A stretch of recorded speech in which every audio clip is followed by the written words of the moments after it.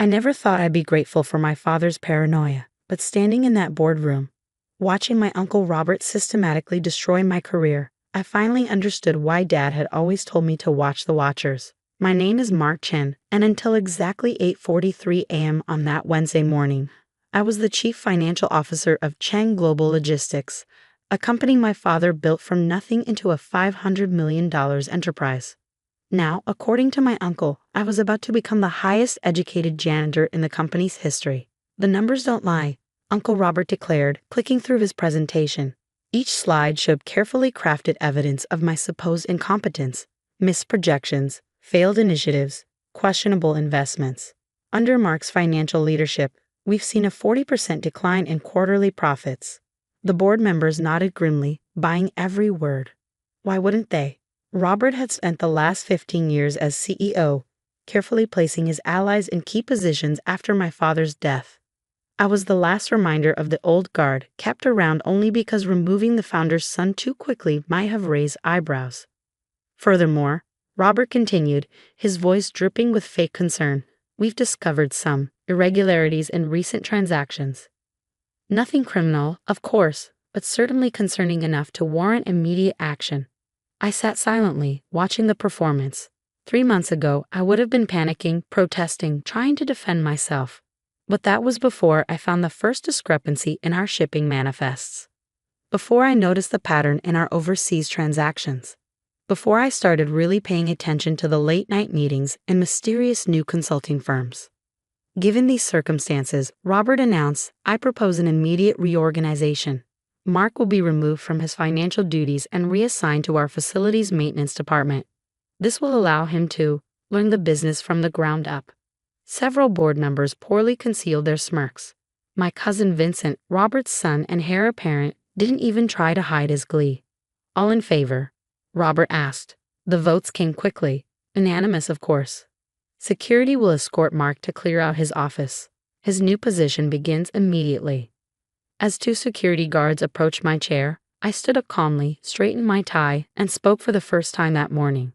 Just one question, Uncle Robert. Does this mean I'll have access to all areas of the facility? For maintenance purposes, of course. Something flickered in his eyes, uncertainty, maybe even a touch of fear. But it passed quickly. Of course, he said smoothly, every closet and corridor. Though I doubt you'll find the executive washrooms as comfortable as your private bathroom. More chuckles from the board. I nodded, handed over my executive badge, and let security escort me out.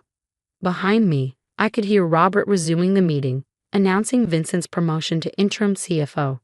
In my office, my now former office, I took my time packing. Family photos, awards, the MBA diploma that now seemed darkly humorous given my new position. The security guards shifted uncomfortably, clearly unsure how to treat the founder's son turned janitor. Take your time, Mr. Chen, one of them said quietly. Jim, I remembered. He'd been with the company since my father's days. This isn't right. Thanks, Jim, I replied, carefully wrapping my father's old desk clock. But everything's going exactly as it should. My phone buzzed. A text from Sandra Martinez, my contact at the FBI's Financial Crimes Division. Camera feed still active. Meeting recorded. 2 more weeks. I smiled slightly, remembering the day 3 months ago when I first discovered the truth about Uncle Robert's consulting firms. The shell companies, the fraudulent shipping records, the money disappearing into offshore accounts. It had taken weeks to gather enough evidence, to place the right surveillance equipment, to build the case. The tiny camera hidden in Robert's office vent had been the masterstroke. Expensive, nearly undetectable, and perfectly positioned to capture his late-night meetings with some very interesting international clients. The FBI had been quite impressed with my initiative. Your new uniform and ID badge will be in the maintenance locker room. The other guard informed me, checking his phone. Mr. Chen, the CEO wants you to start your new duties immediately. Wouldn't want to waste any time, I agreed, picking up my box of belongings. As we walked through the executive floor, I could see people quickly averting their eyes, uncomfortable with my fall from grace.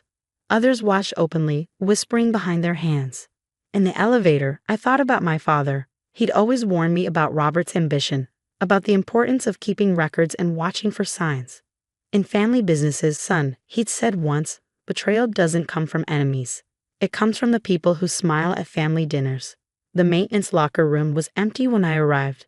A new uniform hung in locker 23, complete with a badge that now listed my position as Facilities Maintenance Technician Level 1. The irony wasn't lost on me. I now had access to parts of the building most executives never saw. My phone buzzed again. Sandra, new shipment arriving Thursday, same pattern as others. Keep your head down. I changed into the uniform slowly, methodically, just as I'd done everything else for the past 3 months. Gathering evidence, building the case, watching Robert dig his own grave while thinking he was burying me. The maintenance supervisor, an older man named Frank, showed up as I was adjusting my new name badge. His eyes widened in recognition. Mr. Chen? They actually went through with it. He shook his head in disbelief. Your father would never have. It's just Mark now, Frank. I interrupted gently. And yes, they did. I understand I'll be reporting to you. He nodded uncomfortably. Yes, but this is crazy. You built our entire financial tracking system. And now I'll learn about maintenance. Starting with the executive floor, I think, especially the CEO's office. It needs special attention. Frank looked at me strangely but nodded. Whatever you say, Mr. Mark. Here's your master key card. It'll get you anywhere in the building. Standard procedure for maintenance staff. I pocketed the card, thinking about the camera in Robert's office, about the evidence accumulating on secure FBI servers, about Thursday's incoming shipment. Thanks, Frank. I have a feeling the next few weeks are going to be very educational. As I picked up my first work order of the day, I could hear Vincent's voice echoing down the hallway, already moving into my old office. Let him have it, I thought. In 2 weeks, he'd learn what I'd known for months. Sometimes the best view of corruption isn't from the executive suite. It's from the shadows where no one thinks to look. I grabbed my maintenance cart and headed for the elevator. There was work to be done, and not just the kind involving mops and buckets. Uncle Robert wanted me to learn the business from the ground up. Fine. I'd start by cleaning house. My phone buzzed one more time. Sandra again. New intel suggests bigger operation than previously thought. Your uncle's network goes deep. Stay alert. I pushed my cart into the elevator, pressed the button for the executive floor, and smiled at the security camera. Time to see what other secrets were hiding in the corners of Chen Global Logistics. After all, a good janitor needs to know every inch of the building they're cleaning, even the dirty parts. The next 10 days taught me more about Chen Global Logistics than 15 years in the executive suite ever had. Amazing what people will say in front of a janitor, as if the uniform somehow makes you invisible. Even more amazing what you can learn when you have access to every room in a 17-story building. Take the supposedly empty storage room on the 14th floor. The one that, according to the maintenance logs I was now responsible for, consumed as much power as a small data center. Or the loading dock that became surprisingly busy at 3 a.m. every Thursday when a series of unmarked trucks would arrive and depart within minutes. 3 more days, Sandra texted on Monday morning as I mopped the hallway outside Robert's office. Keep monitoring the Thursday shipment. We need to catch them in the act. Inside the office, I could hear Robert on the phone, his voice carrying through the door. Yes, everything's proceeding as planned. The boy's been neutralized. No, he doesn't suspect anything. The Chinese buyers are ready for Thursday's shipment. I smiled to myself, adjusting my earpiece that was transmitting every word to an FBI recording device. Robert never bothered to look up from his desk as I emptied his trash can, just like he'd never bothered to look up at the air vent where my camera had been recording for months. Vincent wasn't quite as composed. Every time I passed him in my new uniform, he'd make some snide comment, unable to resist gloating. Hey cousin, you missed a spot. Or the executive bathroom needs attention. Something really stinks in there. If he'd been paying attention instead of gloating, he might have noticed me spending extra time cleaning the empty storage room. Might have wondered why the janitor was so interested in the loading dock schedules. Might have questioned why his father's newly demoted nephew seemed so calm about his humiliation. But Vincent, like his father, had always suffered from terminal arrogance. Wednesday night, I received my final instructions from Sandra. Tomorrow's the day. Keep your distance from the loading dock at 3 a.m. Our teams will handle everything. I spent that night in the maintenance office, reviewing camera footage on my laptop. Not just from my hidden camera, but from every security feed I now had access to as part of the maintenance team. The evidence was overwhelming. Robert had turned our family's legitimate shipping company into a front for international smuggling. Those mysterious consulting firms, shell companies funneling money from Chinese investors who were really buying illegally exported technology. The power consumption in that storage room. A sophisticated computer system for encrypting transactions and falsifying shipping manifests. And tomorrow's shipment. According to the encrypted files I found, it was worth $50 million, their biggest illegal transaction yet. At 2:45 a.m., I watched on the security feeds as the usual unmarked trucks began arriving. Robert and Vincent were both there, unusual for that hour. They looked nervous. Final shipment before we transfer everything offshore, Robert was saying to Vincent. After this, we'll start dismantling the legitimate business. Blame it all on Mark's mismanagement. Vincent laughed. Too bad cousin Mark's too busy mopping floors to notice. The FBI raid was both beautiful and terrifying in its precision. Teams swept in from all directions, catching everyone by surprise. Robert's face as he was handcuffed was a study in disbelief. Right until the moment he saw me walking toward him, FBI badge now prominently displayed alongside my janitor's ID. You? He sputtered. But, you were. Cleaning up the company, I suggested. Yes, Uncle Robert. That's exactly what I was doing. Sandra approached, holding up a tablet showing video from my hidden camera. Mr. Chen has been working with us as a confidential informant for months. The evidence is overwhelming. International smuggling, money laundering, tax evasion. Would you like to see the footage from your office? Vincent tried to run. He made it 3 steps before being tackled by an FBI agent. As he was led away in handcuffs, he shouted back at me, "You betrayed your own family." No, Vincent, I called after him. I protected my father's legacy. You and Robert betrayed everything he built. The next few hours were a blur of activity. FBI teams downloaded servers, seized documents, and interviewed employees. I changed back into a suit. It had been waiting in my car, and began working with Sandra's team to identify legitimate employees who could help stabilize the company.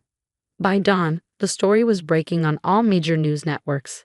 FBI raids global shipping company, CEO arrested in international smuggling operation. Below that, founder's son instrumental in investigation. Worked undercover to expose criminal enterprise. The emergency board meeting that morning had a very different tone from the one where I'd been demoted.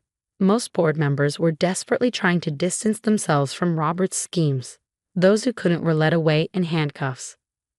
Mr. Chen, the lead independent director, said, "Given the circumstances, we believe the company needs stable, ethical leadership. Would you consider taking the position of CEO?" I looked around the boardroom. Gone were the smirks and condescending looks. In their place were expressions of respect, tinged with more than a little fear. They'd all seen the video footage by now, understood just how thoroughly I'd outplayed Robert while playing the role of humiliated janitor. "I'll accept," I said, "on one condition.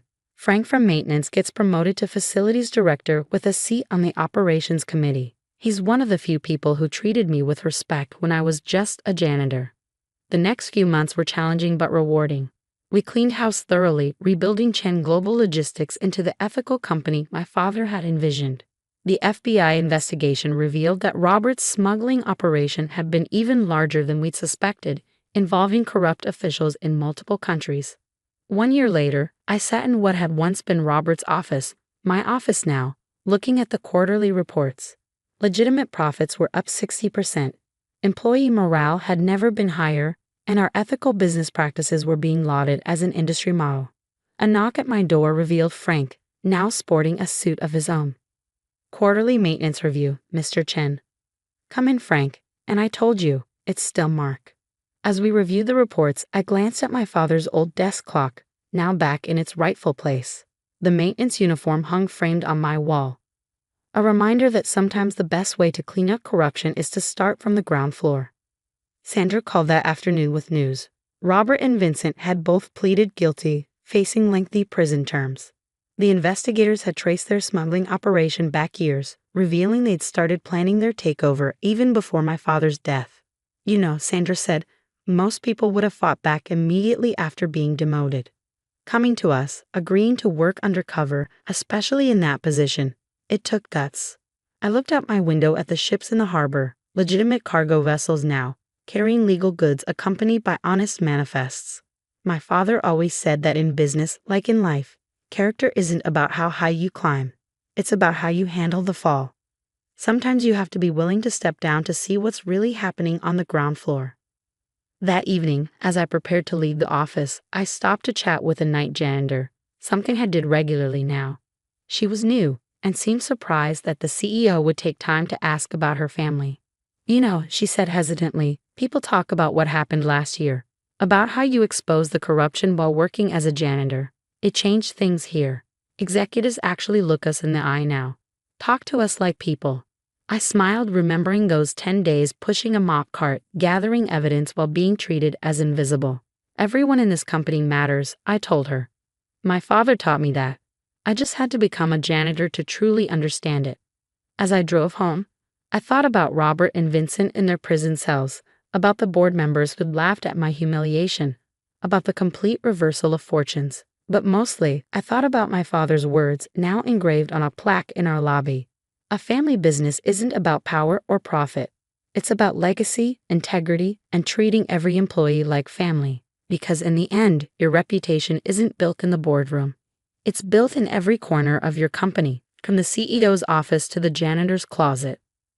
Robert had forgotten that. I never would. Because sometimes the best way to save a family business isn't from the top down. It's from the ground up.